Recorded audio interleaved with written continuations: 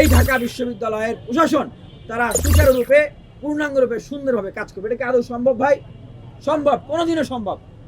ডাকসু ছাড়া, ছাত্রদের নির্বাচিত প্রতিনিধি ছাড়া ঢাকা বিশ্ববিদ্যালয় কখনোই সুচারুরূপে সুন্দরভাবে ফাংশন করা সম্ভব নয়।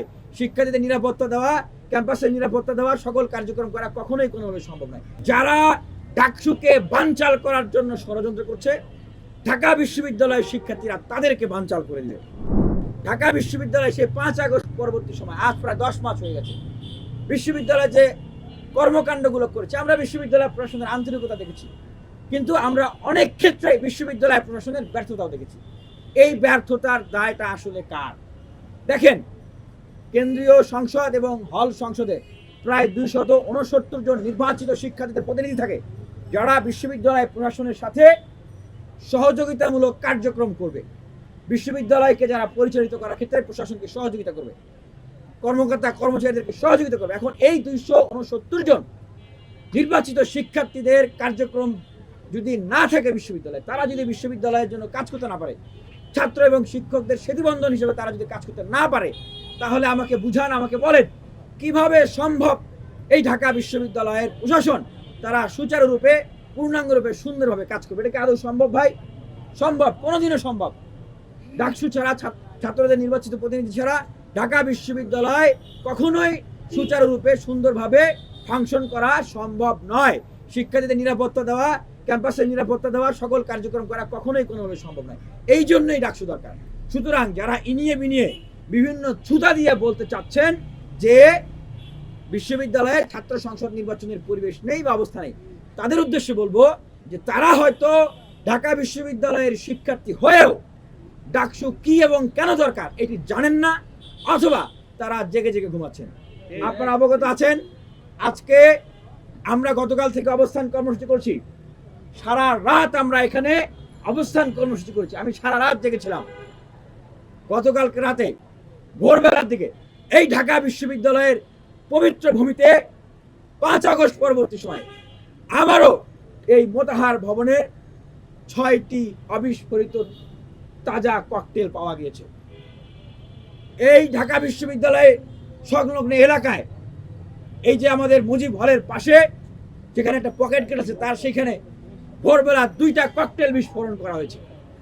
এইখানে এই আওয়ামী লীগ, শেখ হাসিনা এই সমস্ত নামে স্লোগান দেওয়া হয়েছে। এগুলোর উদ্দেশ্য কি? আজকে ঢাকা বিশ্ববিদ্যালয়ের সিন্ডিকেটের মিটিং, যেই মিটিংয়ে ছাত্র সংসদ নির্বাচনের নির্বাচন কমিশনার এবং নির্বাচনের সময়সীমা ঘোষণা করার কথা, সেই দিন কারা কোন উদ্দেশ্যে কেন বিশ্ববিদ্যালয়ে একটা আতঙ্কিত পরিবেশ, বিশ্ববিদ্যালয়কে অস্থিতিশীল করার একটা প্রক্রিয়া শুরুর ষড়যন্ত্র করলো? আমরা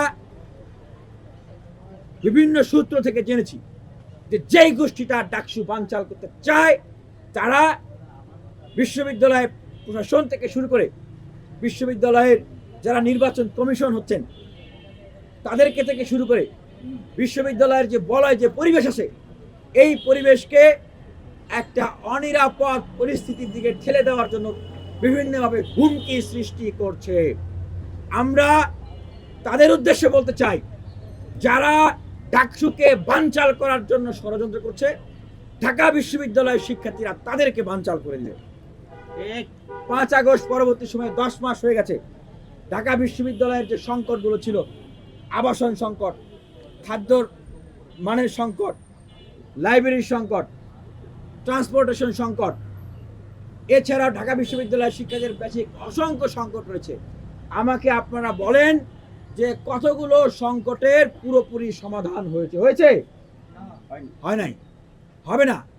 বরঞ্চ আবারও ছাত্রলীগের সময় যেরকম কৃত্রিমভাবে হলে সিটের সংকট তৈরি করে, বিভিন্ন সংকট তৈরি করে শিক্ষার্থীদেরকে হল এজারা দিয়েছে, ঠিক একই কায়দায় ডাকসুকে বানচাল করে সেই কায়দায় হলগুলোকে দখল করে তারা ছাত্রদেরকে এইভাবে করে তারা মিছিল মিটিং তাদের কাজে ব্যবহার করতে চায়। আমরা 5 আগস্ট পরবর্তী সময়ে যে বাংলাদেশ স্বপ্ন দেখেছি, যে বিশ্ববিদ্যালয়গুলোর স্বপ্ন দেখেছি, অভ্যুত্থানের যে কমিটমেন্ট ছিল, গণতান্ত্রিক ক্যাম্পাস, সহাবস্থানের ক্যাম্পাস, বুদ্ধিভিত্তিক প্রতিযোগিতার ক্যাম্পাস, সেটি কারা প্রতিষ্ঠা করবে ভাই?